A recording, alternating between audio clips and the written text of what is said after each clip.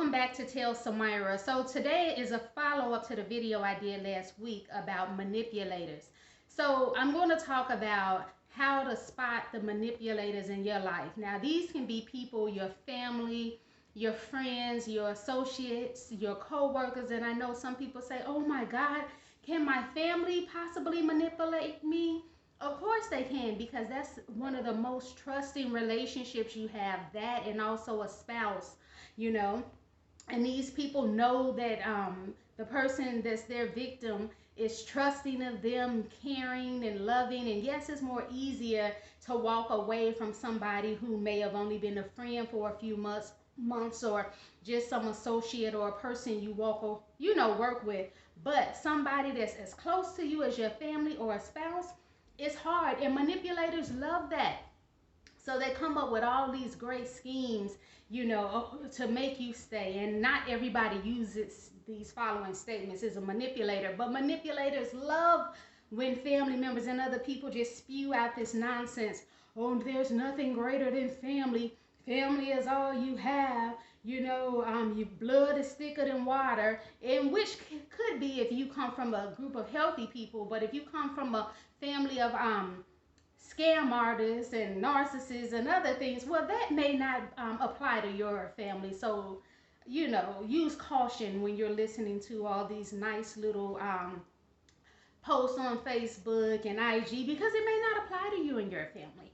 So again, so that's just a little definition of, giving a little setup of what I'm going to talk about. So stay tuned, and if you're liking what I'm saying, don't forget to subscribe, like, and to share this video, and to leave a comment if there's something that you think is also a way to avoid manipulators. So with manipulation, basically what it is if somebody is using you for their own gain. Like, they don't care if you lose money, they don't care if you lose your job, they don't care what happens to you.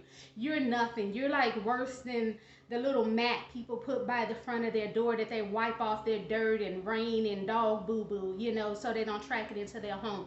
They just care about themselves, and I know it's hard to hear, but it happens.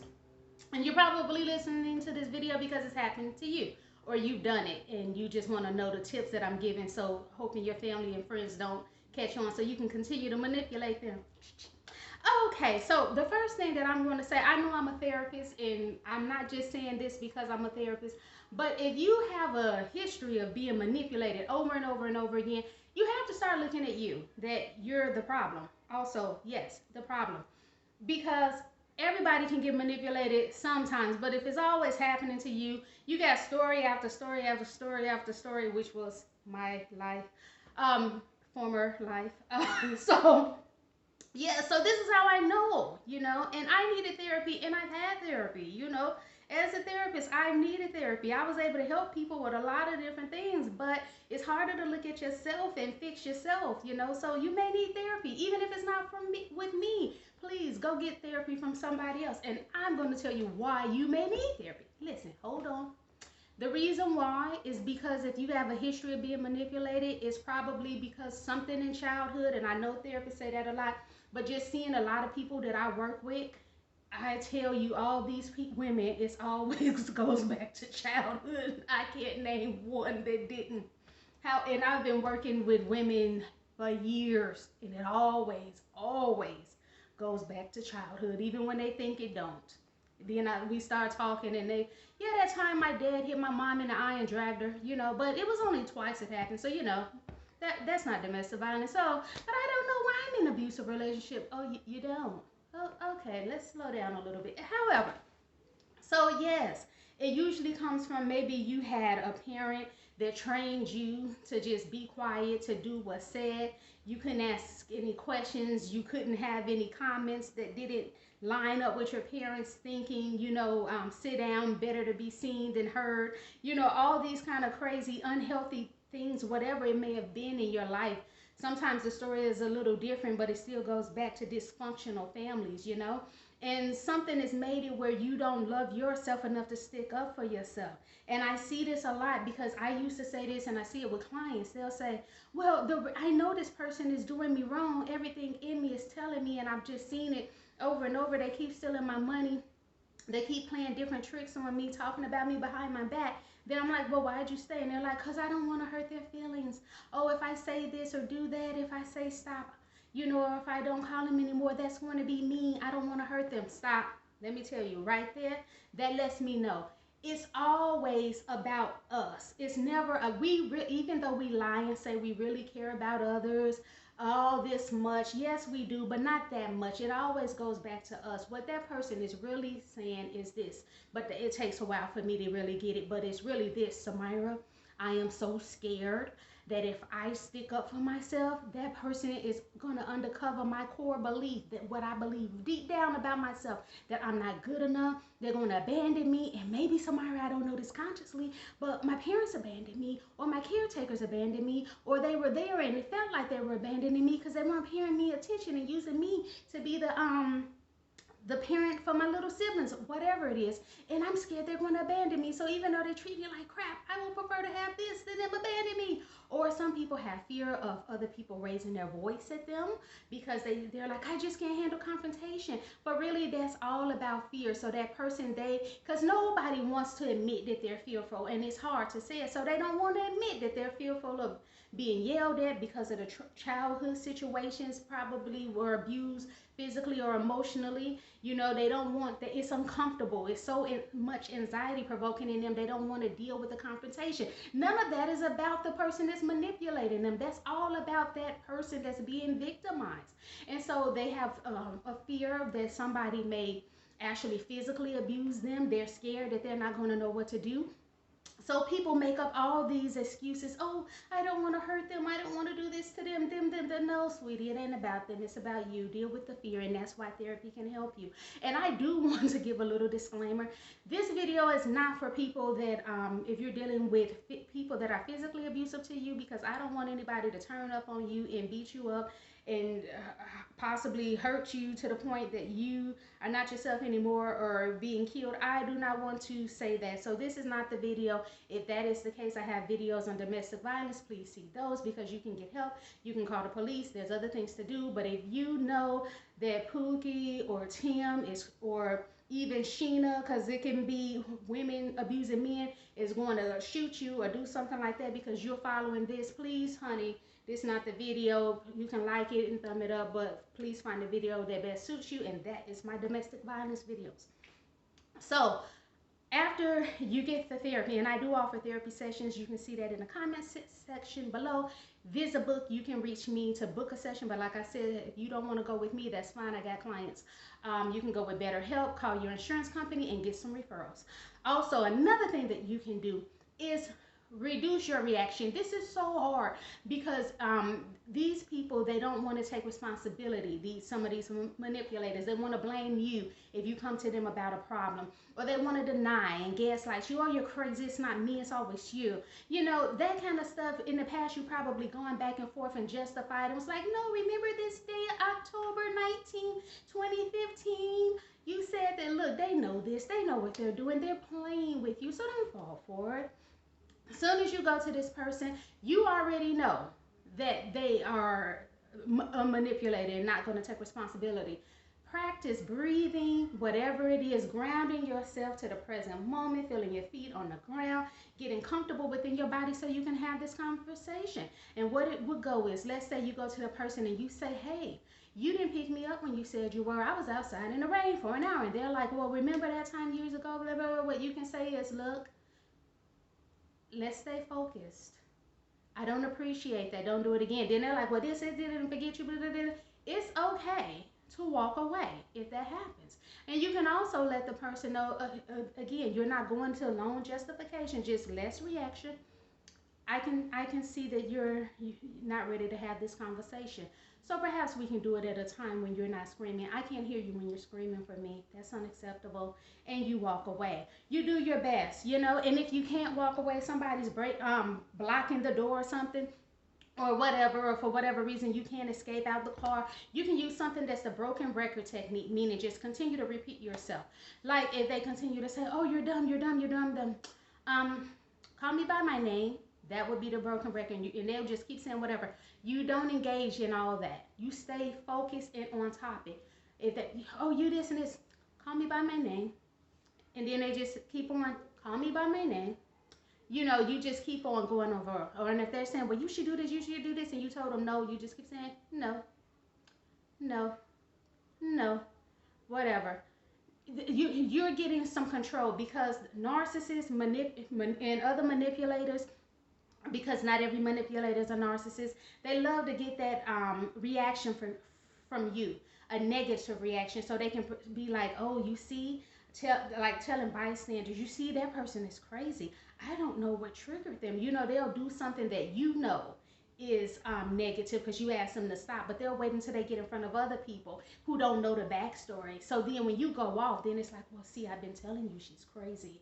She's unhinged. Something's wrong with her. And then you make people think you are the crazy one because you're this and this and this and you this and you always and you're crazy. The thing is, you have to be calm and even watch your eyes and your mouth, because they look for all that.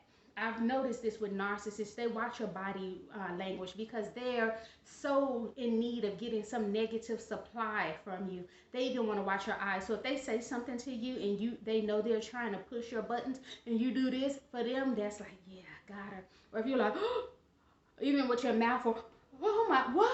I can't believe. They're like, yes, I'm pulling her strings. I'm pulling his strings. I'm in control. They do whatever they can for the power and control.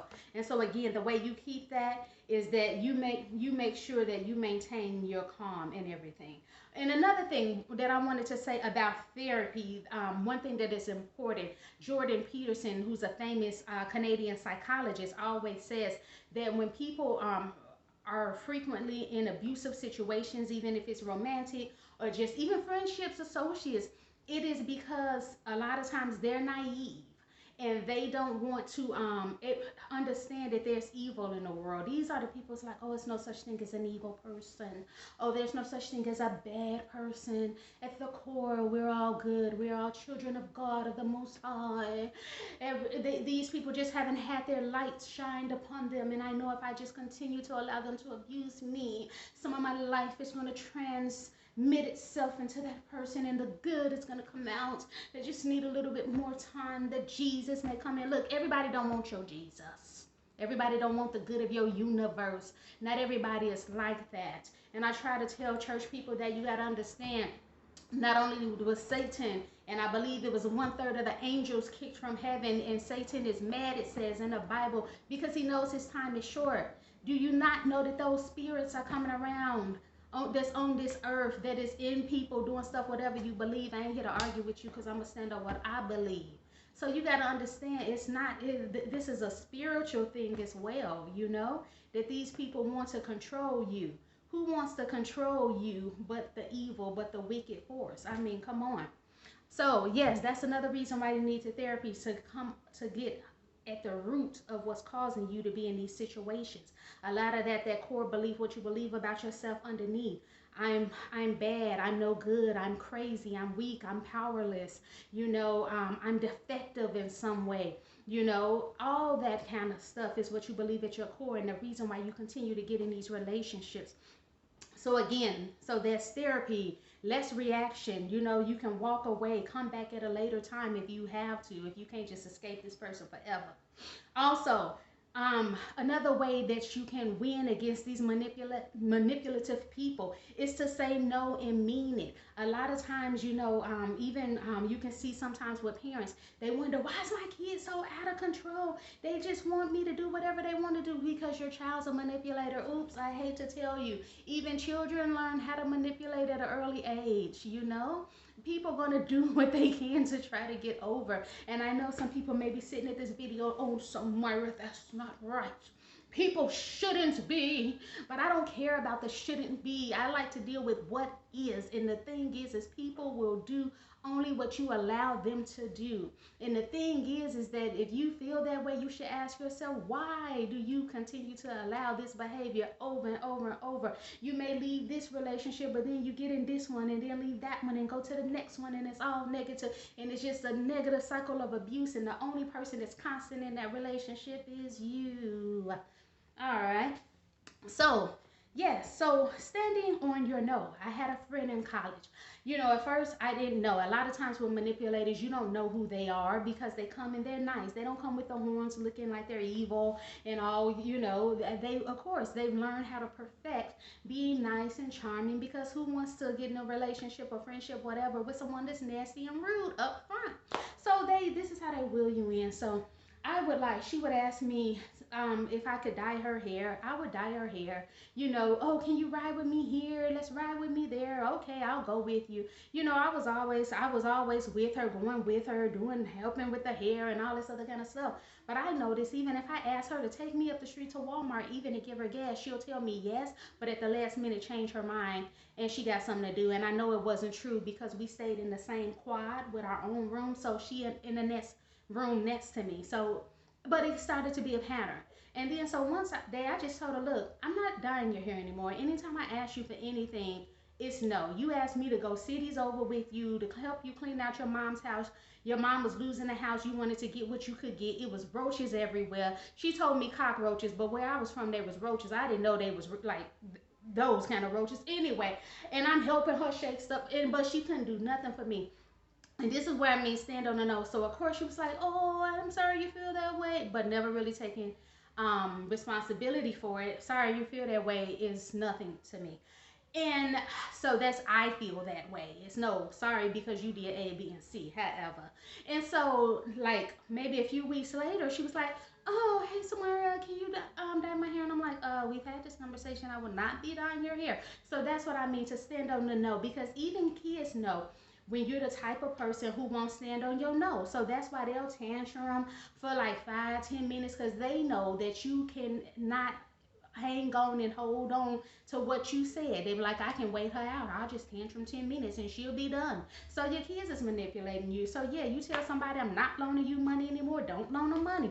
You tell them I'm not giving you a ride anymore, don't give them a ride because when you give into them, what happens? Right, that's the you're smart, very smart. That's the right answer. They know like, oh, her no don't mean no. Oh, she only love herself because I just come back and ask her again and whatever.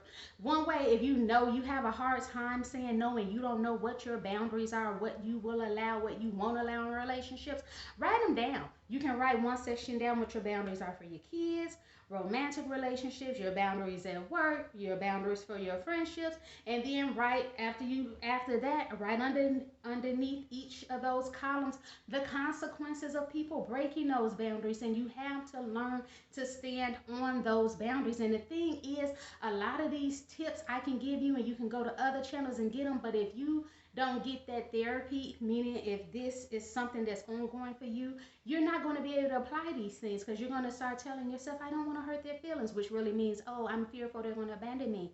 So you got to deal with that because if not, this is just going to be a waste of time and you're going to be on to the next 50 videos and still having the same type of relationships because you have not dealt with the core. Something else that you can do when you're saying no, you don't have to give a long explanation. You don't have to explain at all. It's up to you if you want to say no. If somebody tells you, oh, did you do this, did you do that, I suggested you do this and that, you don't have to give an explanation. You can just say no, I don't plan to. And something that I've learned from Robert Greene in the 48 Laws of Power, he talked about King Louis. I don't know if it was the 13th, the 12th, the 10th, or the 14th in France, who used to talk too much and giving too much explanations for stuff. And he got wiser, and then he got into power. People would come to him and say, King, you should do this, you should do that. King, this happened. This is what needs to be done. And the king would just simply say, we shall see. Somebody else come, King, King, King, this is going on. Come on, do this, X, Y, Z. King, we shall see. And I would even use that too for myself. But you can change the wording to make it more modern day. But the thing is people who constantly telling you how to do your life, how to raise your kids, what type of education you need, where you should work, where you should live, they always constantly coming to you, telling you what you need to do. That's what I would do. We shall see. And then if they come back, did you do this? Because I told you last month you should do this. And then be like, we shall see. But you said that last month we shall see. Oh, we shall see.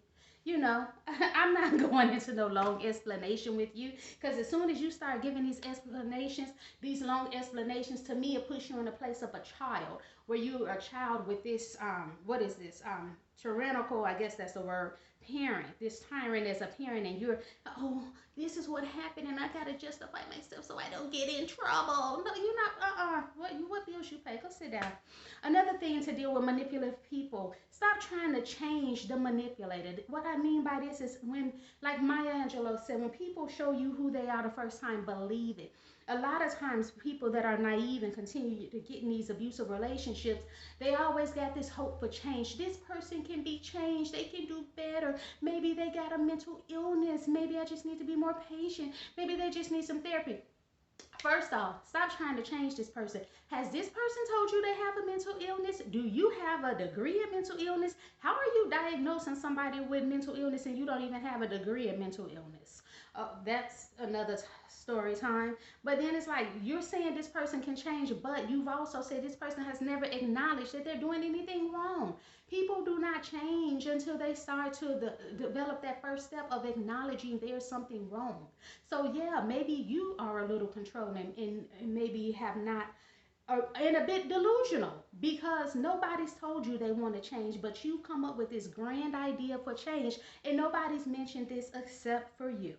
Also, trust your gut, or the Holy Spirit, whatever you call it. Sometimes you ain't got no proof that something's off with a person, but you feel something's off, or they may say something as a joke, or maybe seem a little sly to you, and everything in you tell you something's wrong. You're having dreams. I've had this happen. You're having dreams of wolves in sheep's clothing with that person's face, and you're like, oh, I know that can't be. They haven't done anything, have they? Well, it was those other 2 times. I'm not sure.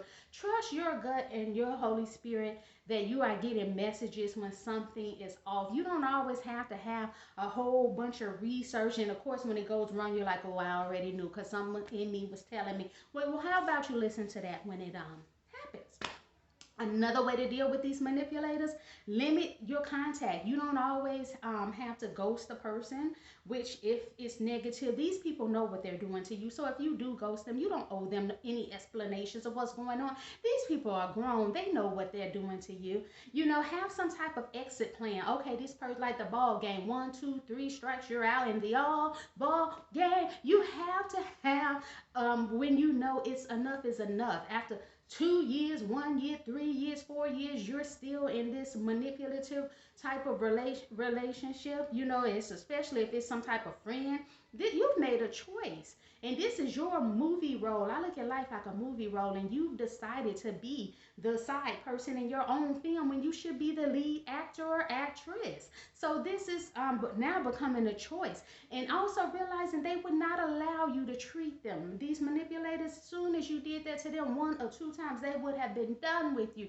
So they look at you as naive, dumb, a fool for sticking in these relationships. That's how their mind works, because they're like, oh my God, you like this, and you saying ain't nothing wrong with this. You sticking around, you keep coming around, you answering every text. And some of these manipulators, to get power and control over you, they won't text you for a month or more, ignoring you, and come back with some lame excuse. Oh, I was so busy. Oh, this is one that I've had several manipulators use on me. Oh, my thyroid was acting up. I'm like, your thyroid, all kind of stuff. But then you so want them to, you're so happy to have them back. You're like, you answer as soon as they send a text. Oh, hey, let's get together. This person hasn't been around for a month, and come back with lame excuses. Then the more y'all talking, you realize this person had been to a party last week and done this and this. I thought your thyroid had acted up. So no, limit in contact. You don't always have to tell people it's over, because sometimes that can make it worse. If they call you, they want to hang out. Oh, I'm busy. Use what they do to you against them. Oh, I'm busy, but thanks for checking in. Hope you and the kids good. You ain't gotta be like, you are evil, you're wicked. No, that's how you can limit contact. If you see them in public, hey, how you doing? Oh, yes, great. I got to go. Yes, and then get on out of there. Same thing, like again, with the ghosting, you don't have to justify it to the abuser's family, friends, or whatever the reason you ghosted. You know, do what you need to do for you. Again, I hope that you enjoyed this, so please like, subscribe, shoot this, share this with other people who may need it, and see you next time. Bye.